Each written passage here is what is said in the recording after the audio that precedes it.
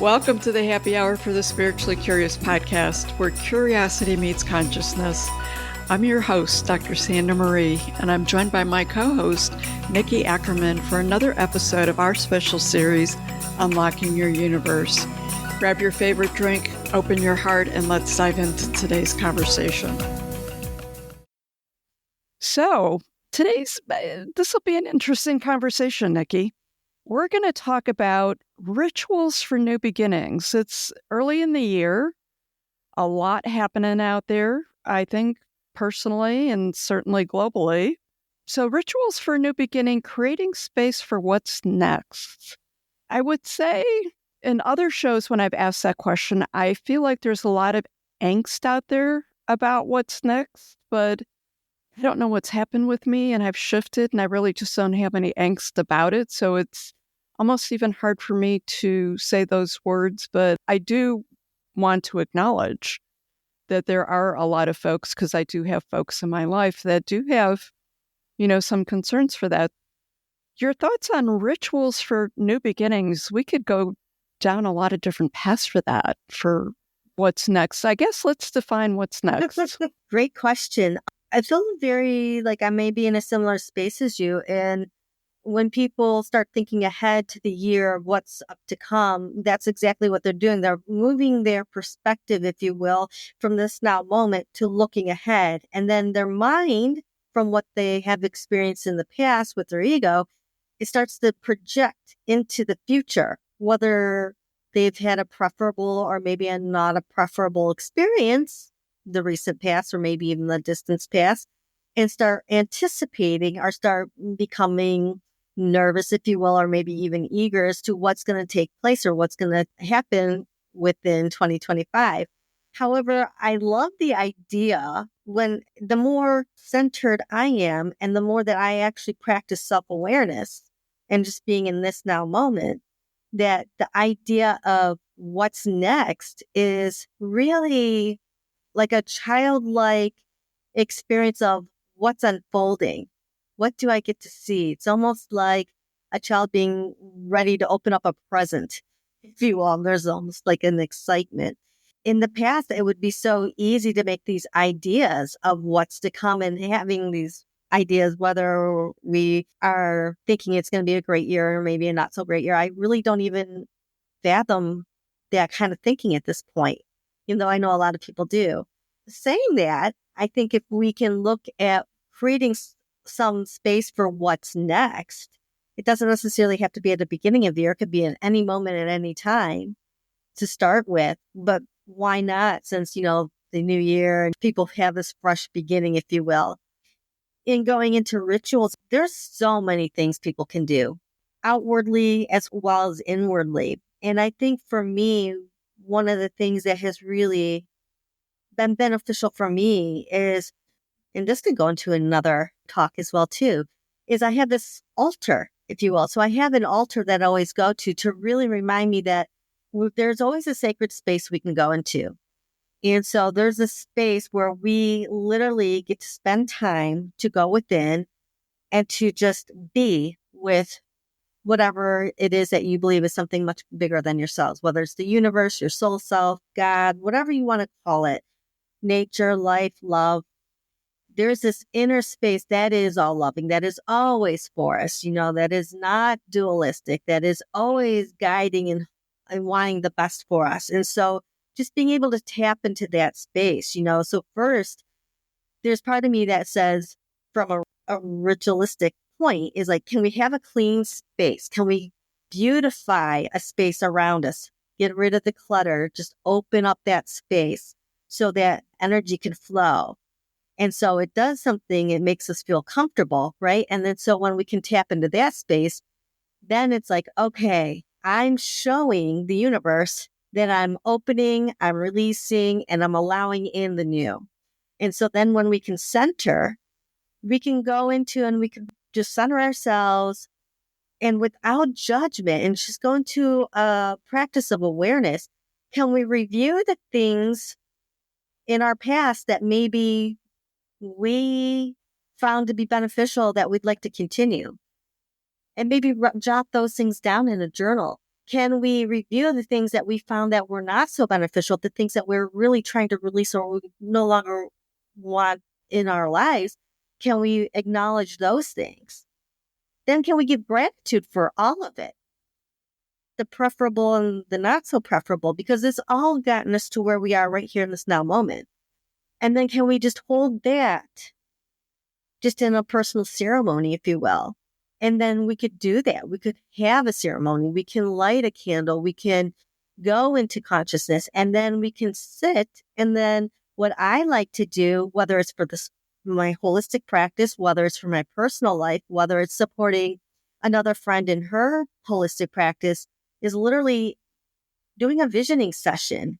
And now this is a little bit different than saying visualization. We're allowing something much greater than ourselves to show us what is to come, what is to show us what our next steps are. And whether we get responses right away or not, it really doesn't matter because it's already out there. Whatever we can imagine, whatever we are desiring, it kind of goes along with the manifestation episode. When we put that into that space, so if we can imagine we are all interconnected beings, and not only are we all interconnected beings, there is this alive intelligence that surrounds, encompasses, and enfolds us. If we can think it, if we can visualize it, and we can feel it, it's done. It's already there. Can we then move out of our way of doubt? Can we move out of our way of fear and just hold that feeling tone and hold that sense?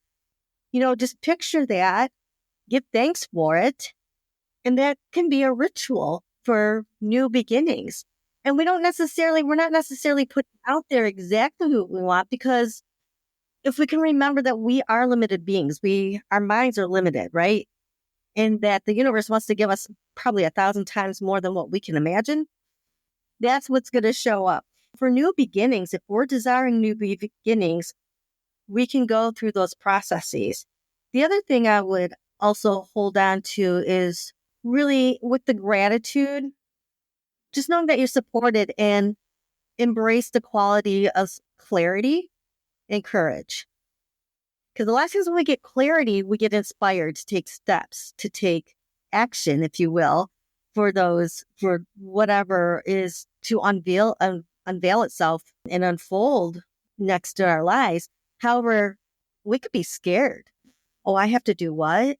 Or I need to do what? It reminds me of my teacher, Reverend Michael Beckwith. What he says is the universe doesn't call the qualified. The universe qualifies the called. As we have that courage, those things are going to come up and move into our lives, if you will, or what's going to show up next. Show up with a little bit more ease and grace. Wow, that was a lot. That was a lot. And it's important. It goes back to the universe is unlimited and can offer us so much more than we could expect. It goes back to that picker thing. Like, I may be picking that I need a new car, but the universe may be out there ready to give me something so much more that would be so much more useful, because I don't know the cause and effect of what I'm picking down the road. It's trust the universe. Are you able to trust the universe? Which isn't always so easy, but I do think that you evolve into that point as you're doing the work and you staying in the practice. You do start to trust it, because we talk about that, right? It's sort of like me quitting my job and moving out into the middle of nowhere on this farm because I feel like this is what the universe wants me to do, and it doesn't seem to make sense to anyone. And some days it doesn't make sense to me either. But what I do know is I have a sense of peace like I've never had at any time in my life. Yeah. I want to say existence, but we've lived a lot of lives. I'm here. I'm trusting the universe, and it all seems to be working out grandly. Like, who would have thought? 10 years ago, I might have wanted to do it, but I wouldn't have trusted the universe to do it because it was illogical in my humanness, and I had to give up control. And, I don't like that. or I didn't like that. Now it doesn't honestly seem important to me at all.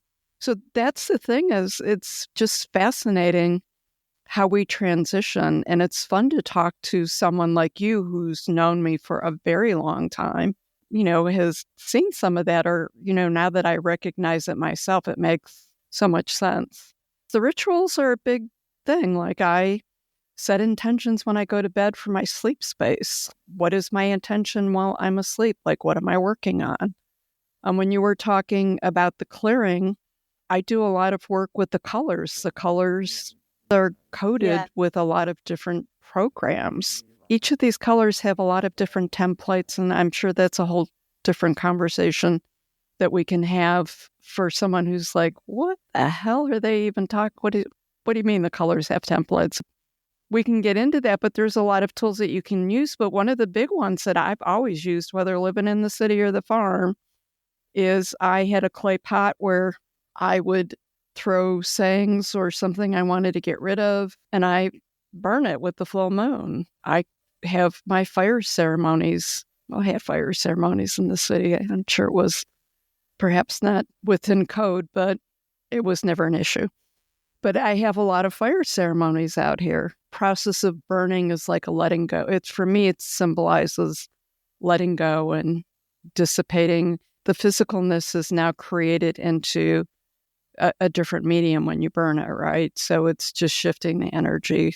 To me, the rituals can just be so simple. I've talked about I dress myself in words, but you brought up the gratitude. I think, like a gratitude practice is really, really significant. And for those of us who have follow-through issues or attention span issues, a gratitude partner is great, and it's a lot of fun. It really is a lot of fun to do that.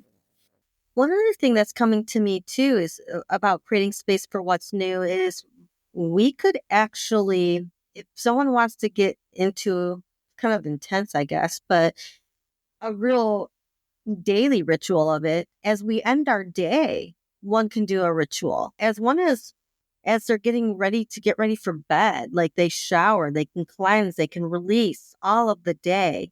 And then before one gets into bed, don't carry into bed with you and in your mind the day. What can we do that would support going to bed and allow a little bit of peace and letting go of putting aside all that had happened during the day? We can shower, we can light a candle, we can go into a brief meditation. And a meditation doesn't have to be a huge, big thing. Some people shy away from meditation. If you can literally just even do a progressive muscle relaxation and just feel the sensations from head to toe and just holding different body muscles and allowing them, when you breathe in, just hold and tighten body muscles. And then slowly as you exhale, let them release on their own. Allow your body to release the sensations of the day, because we're holding on to things with our physical body as well too. So as we release and work our way from head to toe, we allow that energy to release into the earth.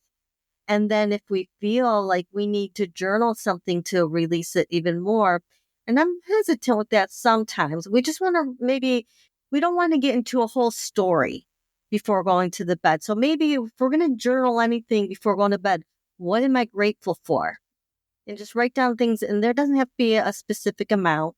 It's just, what are we grateful for? And then as we put in our gratitudes, can we take ourselves with a grateful heart and just embrace that and just remind ourselves of spiritual principle? We're all one. The only power is the universe, God, spirit, whatever you want to look at. And that anything else, there is no circumstance, there's no condition that has power. It's pseudo power. So God is the only power, and that God is loving. And so when we can embrace that and know that we are fully supported, and we can rest knowing that universe has our back, that clears the space. And then for those who astral travel, for those who journey in the evening, in the night while they're asleep, and they go to different places, if you will, or if you just get a peaceful sleep and you wake up renewed and refreshed, you're starting a whole new day. You're starting a whole new experience. So that's another way of bringing on something new. It doesn't have to be something new and different than you're adding into your routine. Just when you talk about when you take the shower and thinking about it, showering in a different way, the cleansing. When you were talking about clearing yourself for sleep, what I realized is I do this all the time, but I didn't connect that is how I settle out my day. I love the night sky. I love the stars, the moon, even if it's cloudy, like there's just different configurations. And I would say pretty consistently in the evening as I'm getting ready to go to bed, and sometimes I'll even get up in the middle of the night if I'm not sleeping well, and I'll just go outside and immerse myself in the night sky. And it just settles me down. Like I don't have anything I say or I do. I just am present with the sky, if that makes any sense. It releases for me so that I'm more settled when I do go to bed or go back to bed. And I never even thought of it. So I'm thinking that there's listeners out there that there's things that you're already doing. Absolutely. That you can just set more intention with it. We're not talking about redefining a whole new way of being. Take what works for you, integrate what you already do, and remind yourself the intention of those things that we're doing.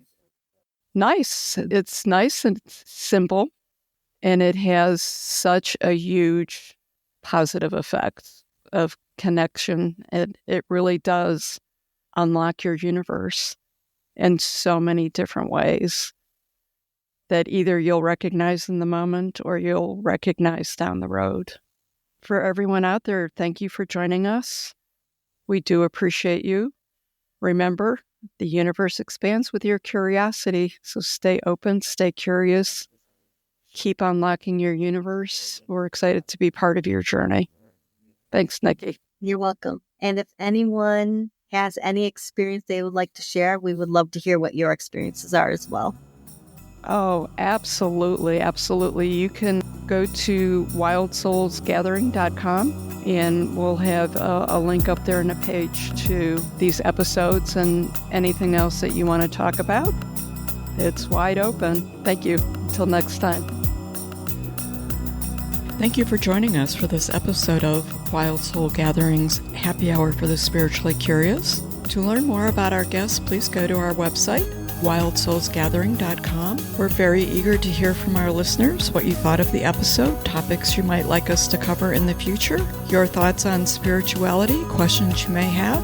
Please feel free to send us an email at wildsoulsgathering@gmail.com. This is your host, Dr. Sandra Marie, sending each of you peace and love. Until we meet again, embrace your wild soul.